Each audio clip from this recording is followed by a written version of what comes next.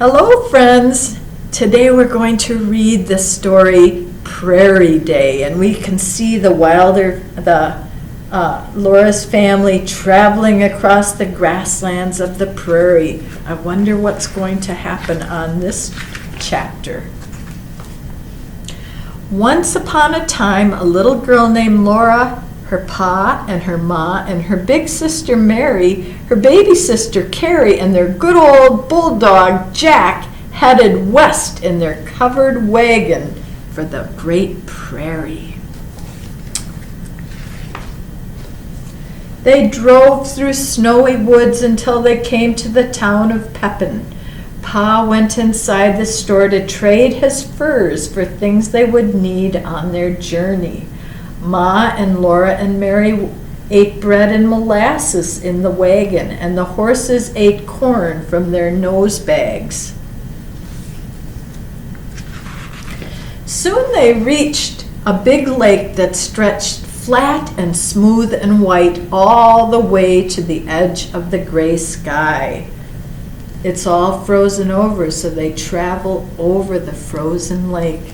The horses' hoofs clop-clopped, and the wagon wheels crunched as Pa drove the wagon onto the ice. Laura didn't like it, but she knew nothing could hurt her while Pa and Jack were there. At last the wagon came to the slope of earth, and there stood a little log house among the trees. It was a tiny house for travelers to camp in. That night Laura and Mary and Ma and baby Carrie slept in front of the fire, while Pa slept outside to guard the wagon and the horses. They didn't know what to expect or who they might see, so they had to protect their wagon because it had everything they would need for the future. Every day after that, they traveled as far as the horses could go, and every night they made camp in a new place. They crossed too many creeks to count and drove across long wooden bridges. They saw strange woods and even stranger country with no trees.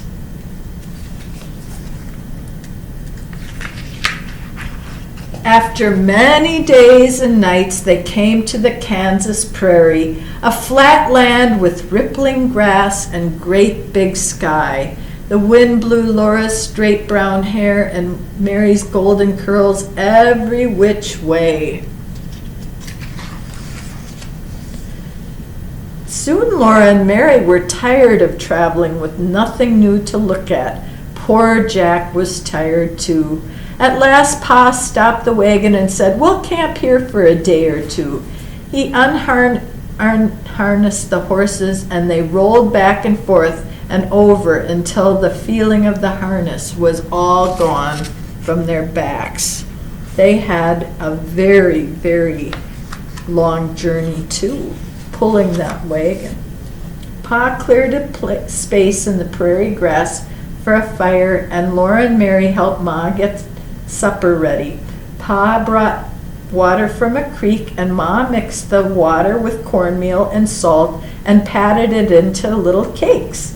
She fried slices of fat salt pork in the iron spider, and the cakes baked, the meat fried, and Laura grew hungrier and hungrier. They made a little fire, and this pan has little legs to go over the top of the fire. At last supper was ready. Pa and Ma sat on the wagon seat, and Laura and Mary sat on the wagon tongue. Each of them had a tin plate and a steel knife and a steel fork. Ma had a tin cup, and Pa had a tin cup, and baby Carrie had a little one of her own, but Mary and Laura had to share their tin cup. While they were eating supper, the prairie became dark and still, and soon it was past bedtime. Mary and Laura put their long nightgowns on and said their prayers and crawled into their little bed in the wagon. So they slept in the wagon. and they have their dollies to snuggle with.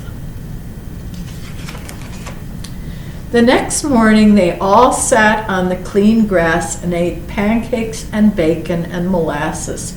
All around them were tiny birds, were swinging and singing in tiny voices. "Dickie, Dickie," Laura called to them. "Eat your breakfast," Laura Ma said. "You must mind your manners, even if we are 100 miles from anywhere." After everything in the camp was tidy, Pa went hunting and Laura and Mary went exploring. It was fun to run through the tall grass in the sunshine and the wind. There were huge rabbits and tiny dicky birds everywhere, and little brown striped gophers. Mary and Laura wanted to catch a gopher to take home to Ma. Laura ran and ran, but couldn't catch even one. They took some flowers to Ma instead of a gopher, and here we see all those beautiful prairie flowers. Before long, the sun was low and Pa was coming across the prairie. Laura jumped up and ran to him and hippity-hopped through the tall grass beside him. That night after supper, Pa's fiddle sang in the starlight. The dark, large, bright stars hung down from the sky, and Laura thought the stars might be singing too.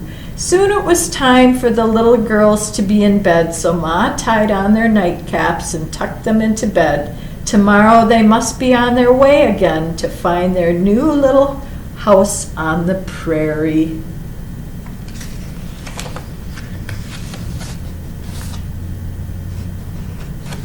And now their adventure continues on the prairie.